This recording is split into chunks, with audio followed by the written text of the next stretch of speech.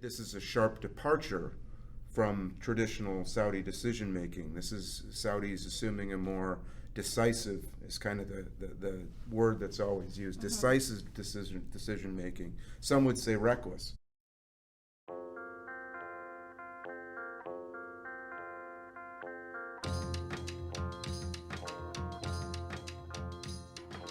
Hello and welcome to Insights from Abroad. This podcast is part of the Middle East and South Asia Initiative in the College of Sciences at the University of Central Florida. My name is Roxanne Trombetta. Our mission here is to educate, engage, and influence the international community. Today, I am joined by Dr. Gönül Tol and Mr. David Dumke.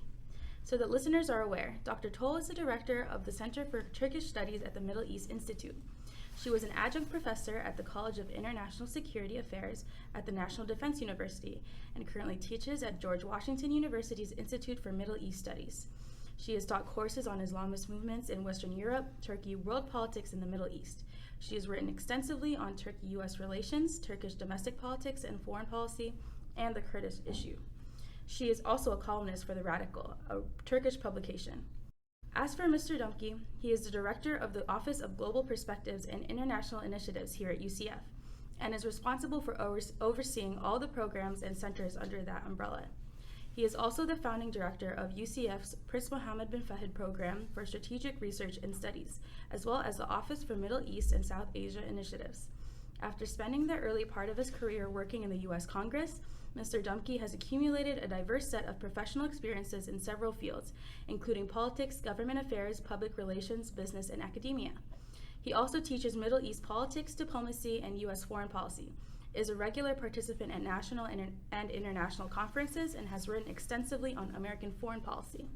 Dr. Tol, Mr. Dumke, thank you so much for joining me today. Thanks for having us.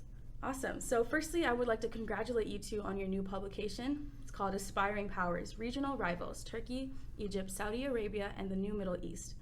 The book was published in collaboration between the Middle East Institute and UCF and examines the changing relationship between the three regional powers of the area, an important issue, especially in today's political climate. So within the publication, Dr. Tol, you mentioned that there is a decline in U.S. influence and resolve to establish the stability in the Middle East.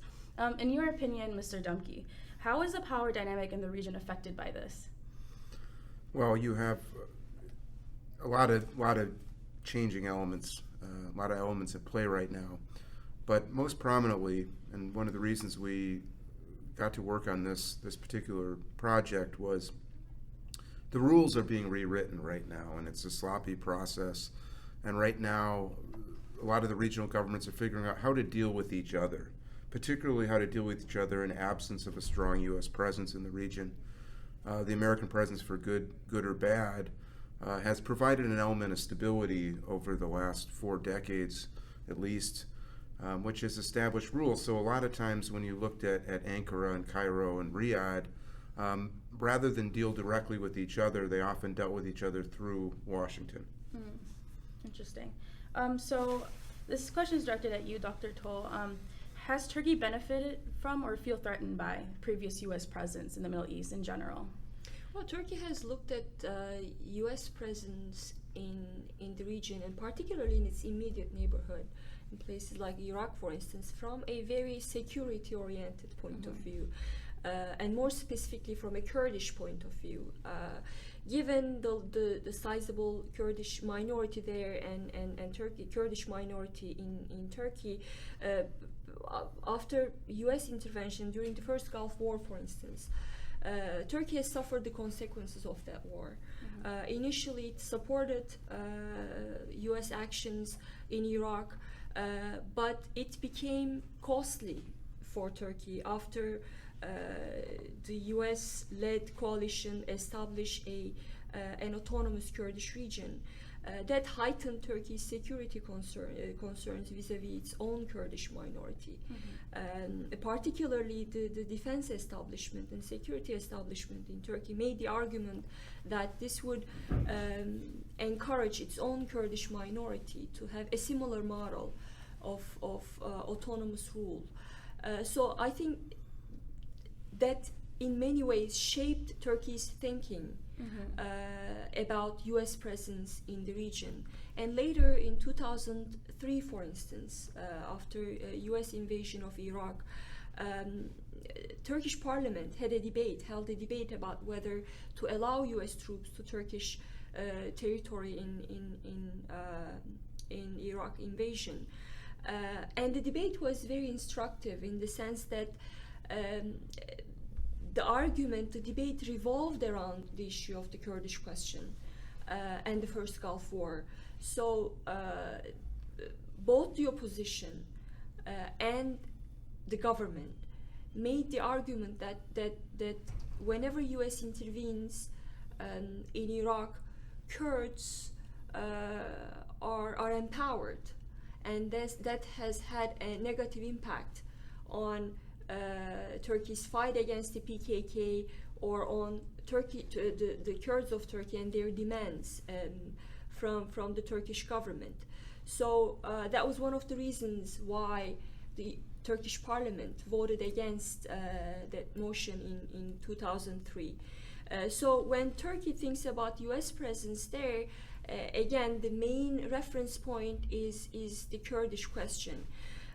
But over the years, especially in Syria, I think the way Turkey has seen what's happening in the region and U.S. presence there has shifted slightly. For instance, in Syria, for a long time, and after having opposed to U.S. presence in Iraq, Turkey called for U.S. involvement, more U.S. involvement, a forceful U.S. involvement in Syria. One of the breaking points in Turkey-U.S. ties was when President Obama decided not to militarily respond to the use of chemical weapons by the Assad regime in 2013. That was a huge disappointment for Turkey because then the thinking in Ankara was that Turkey's number one goal was toppling the regime.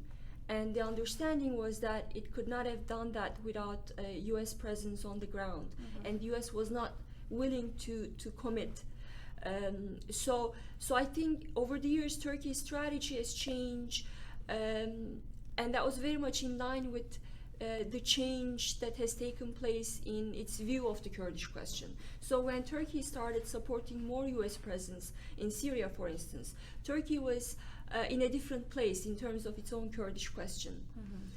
After the conflict in Syria started, Kurdish question became a bigger security concern for Turkey, but in response to that, President Erdogan launched a Kurdish opening, for instance, and I think that was a quite wise strategy. And the thinking was that if we fail to find a peaceful resolution to our own problem, we will always remain vulnerable to the decisions and actions of regional actors. So that was the thinking. So there was a very constructive thinking in terms of the Kurdish question, and that's why Turkey did not view a U.S. presence in Syria as a threat. Of course, that changed when the U.S. decided to ally itself with the Syrian Kurds. That heightened Turkey's threat perception, and that's when Turkey started opposing U.S. presence. But things are changing again on the ground in Syria. As they do, which is interesting because as boots are coming off the ground, as they call it, the influence that the U.S. has is still very great. And in the book, actually, Mr. Dumke, you said that for Saudi Arabia, U.S. is the most strategic partner, therefore affecting its relations in turn with Egypt and Turkey. So how is this explicitly so? Well, how long do we have to talk about U.S.-Saudi relations? I mean, it's a long-standing partnership that's multidimensional, but economic and security ties have always been very close, and that was for a number of reasons. One, I mean, energy being the prime one. Also, its containment of Iran is another example. But if you go back, and I kind of outline this in the chapter in the book, the U.S.-Saudi relationship has changed. The rationale has changed somewhat over the reason. Energy always being a constant. In the Cold War, of course, Egypt aligned, whether they wanted to or not. They were part of the non-aligned movement and eventually were receiving weapons from the Soviet Union.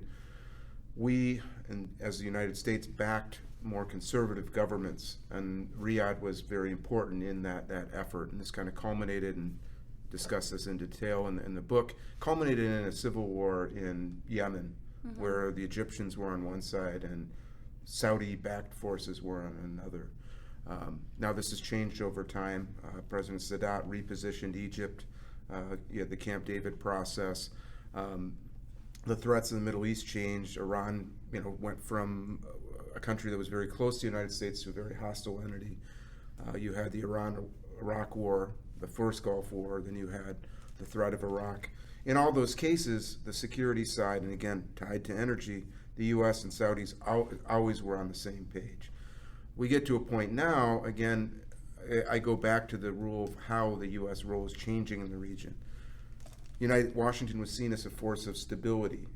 Conflicts were localized in many cases, so you prevented a big-scale regional conflict. And therefore, Washington was seen as a force of stability. You can't say that since 2003, since the invasion of Iraq. Actually, there's been a number of actions where the U.S. has actually can be seen as a force of instability in many cases. And you see that explained in different ways, whether you look at Egypt, whether you look at Turkey, as Gönül just was explaining about Turkey's perception of Washington has changed. So there's a lot to say about the Saudi one in particular, but it's really about this kind of morphing relationship. Which is very interesting, because I think in the book I recall you describing it as a Goldilocks foreign policy that Saudi has, kind of because they adjust towards the changing context that they're in, kind of mitigating threats. And does the kingdom's moderate approach on this risk aversion prevent them from becoming kind of like emerging as that superpower in the region? Well, this is, when I was referring to that in the book, it was saying Goldilocks in that it was not too hot, not too cold, trying to keep a balance and keep things even-keeled. They were also very cautious in their decision-making. That has changed, though, quite significantly since the emergence of Mohammed bin Salman.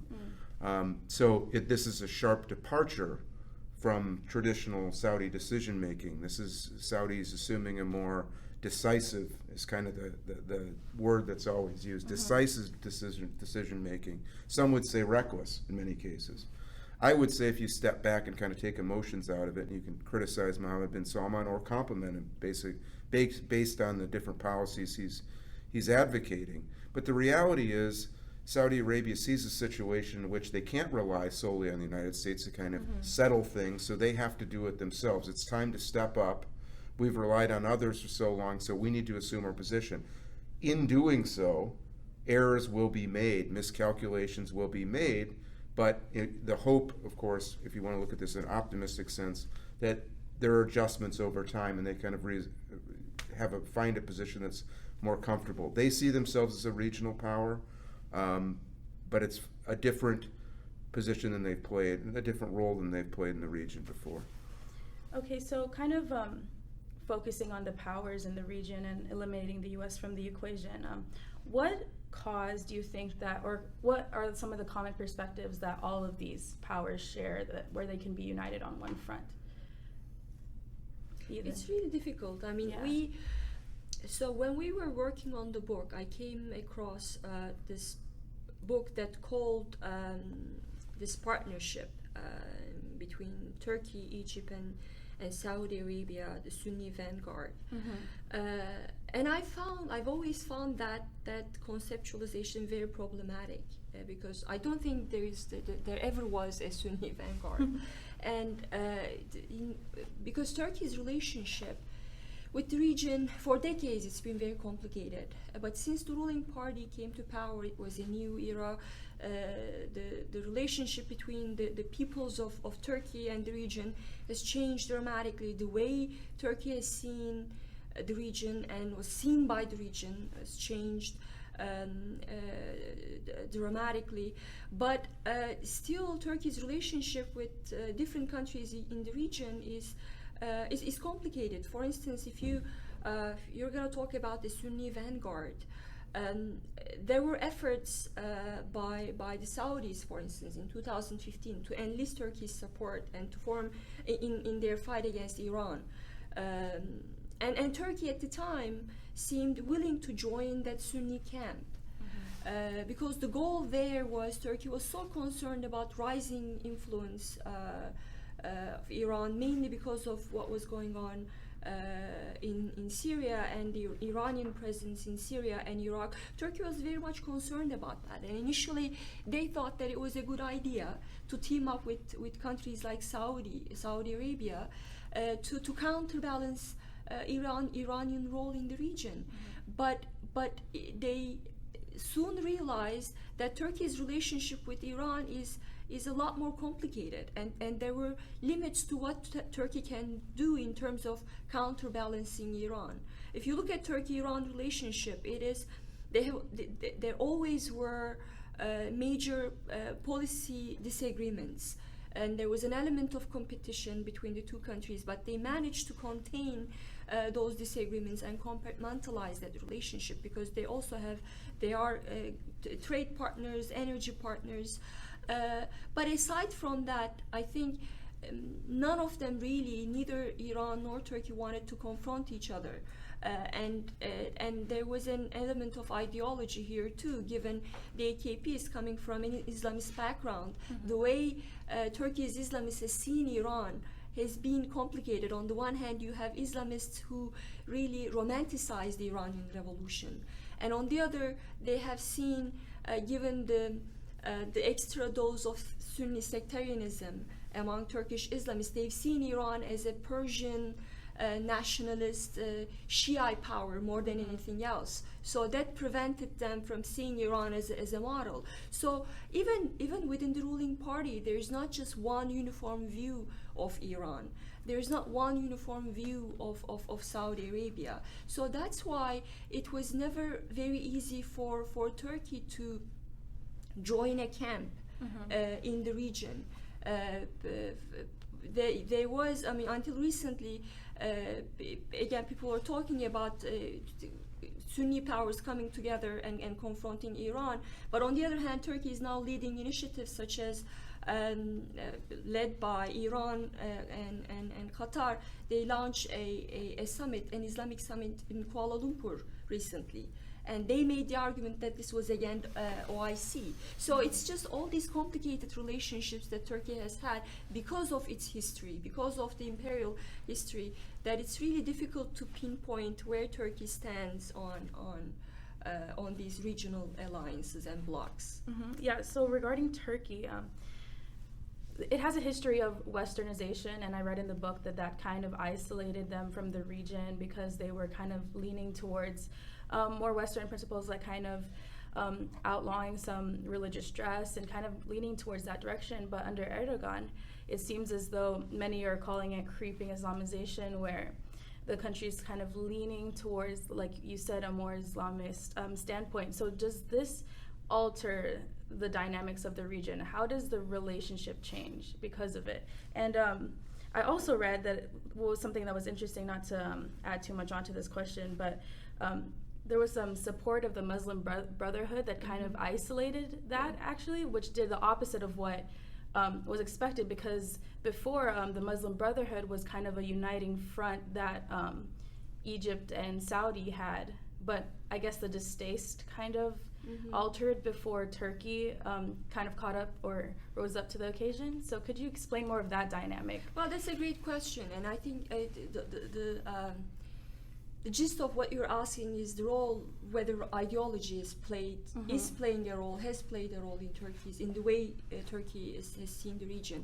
And yes, it has. But I think the division has not been that clear cut, because Turkey started engaging the Middle East before the AKP came to power. It started in 1999 with Ismail Cem, who was the foreign minister of a social democratic party. And the idea there was to have a constructive relationship with its immediate neighbors, starting from Syria, for instance. So when the AKP came to power, many people expected an Islamist foreign policy outlook. And I make the argument that ideology has played a role in AKP's thinking, but it didn't start right after the AKP came to power in 2002. In fact, if you look at AKP's foreign policy starting from 2002, we can divide it into two eras. The first one being from 2002 to 2011, and that was when ideology did not play an outsized role. In fact, the AKP decided to stick to the pro-Western, the secularist agenda, and that had something to do with the power struggle that the AKP was going through at home. So the idea was that I cannot deviate too much from Turkey's pro-Western, pro-EU foreign policy, because the AKP was still quite vulnerable vis-a-vis the secularist elite at home. The military, for instance, was calling the shots. And we are talking about a government that it comes from an Islamist background, and the previous Islamist governments, for instance, the one in 1995, was forced to, the prime minister was forced to step down. And his foreign policy choices, the Islamist prime minister at the time, Erbakan, his foreign policy choices really affected the way the military has seen it, and later in closure of the party. So that's why when the AKP came to power, it was quite cautious and wanted to pursue a very balanced policy. So if you look at all the major foreign policy decisions that the party has made until 2011, vis-a-vis European Union, Cyprus, even Syria, it would not have been different under an opposition party government, for instance. There were some ideologically oriented foreign policy decisions here and there, such as hosting Hamas, for instance, or Turkey playing a more active role in organization in OIC. So that raised eyebrows among the secularist establishment, but they weren't considered to be revolutionary. But starting from 2011, that changed, because by 2011, the AKP had already consolidated power, had captured all state institutions, including the civilian bureaucracy, and had emasculated the military, had captured media. So starting from 2011, it did not feel vulnerable vis-a-vis the secularist establishment anymore, and that's when it could afford to embark on an Islamist domestic and foreign policy. So starting from 2011, we see Islamism playing a bigger role in Erdogan's decision making. In Syria, for instance, Turkey backed Muslim Brotherhood. If it was 2004, 2005, Erdogan could not afford to do that. In Egypt. So the thinking there was that, okay, we are safe and secure at home, and the regional context offers us an opportunity to expand our influence. So we are going to build on our Islamist network to make sure that Islamist governments come to power. So that will not only make us an important and maybe a superpower in the region, but will benefit it economically too. So that was the thinking. So that was a long answer, but my short answer is the ideology played a role in AKP's thinking, but only after the ruling party and Erdogan felt strong enough vis-a-vis his political opponents. I just would throw in there, when you look at Egypt and Saudi and Turkey for that matter, it's how religion's been used as a political tool as well. Throw out their ideology on a personal level or what their beliefs are. It's how this has actually been employed in the political process. Saudi Arabia traditionally, obviously, there very little separate. It is the legitimacy of the royal family is derived from its connection to Islam. It's custodian of the holy mosques. It's there, and the Muslim Brotherhood and political parties they housed throughout the 60s and 70s largely to combat leftists in the region, particularly Egyptian Muslim Brotherhood members. When they got closer to Egypt, they didn't really need them anymore, so it became inconvenient.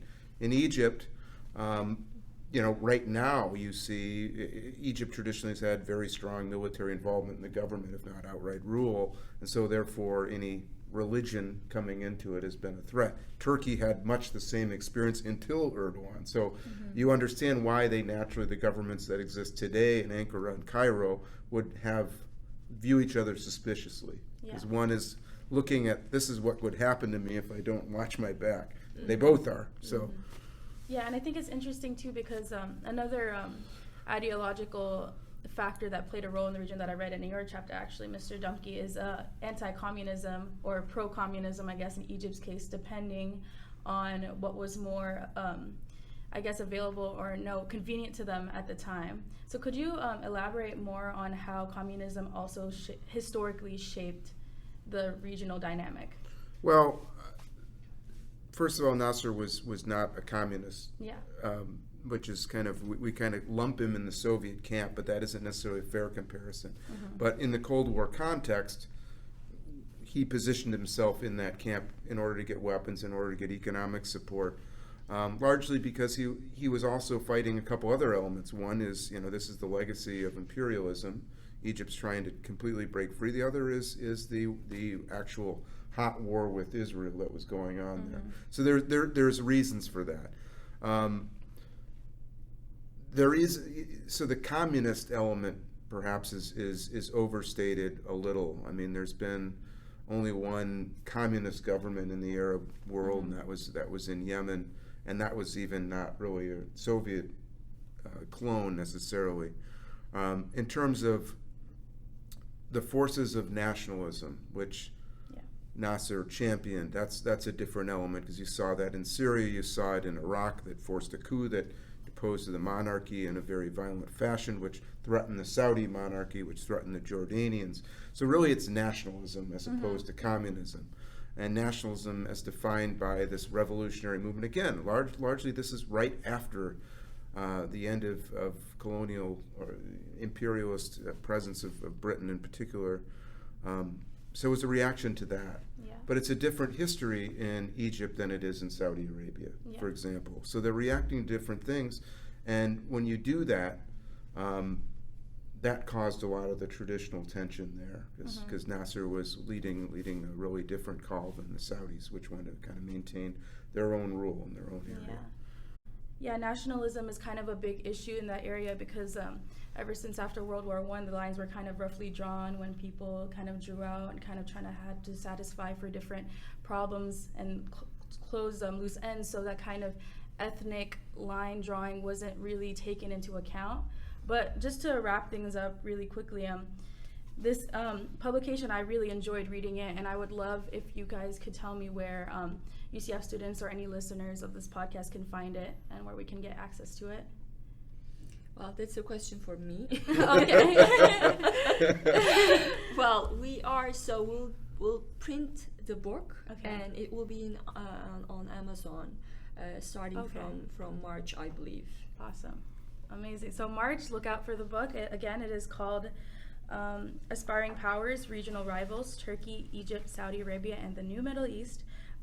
Well, Dr. Tol, Mr. Dumke, it has been an absolute pleasure to speak with you today, and we thank you so much for being here and sharing your guys' experiences with us.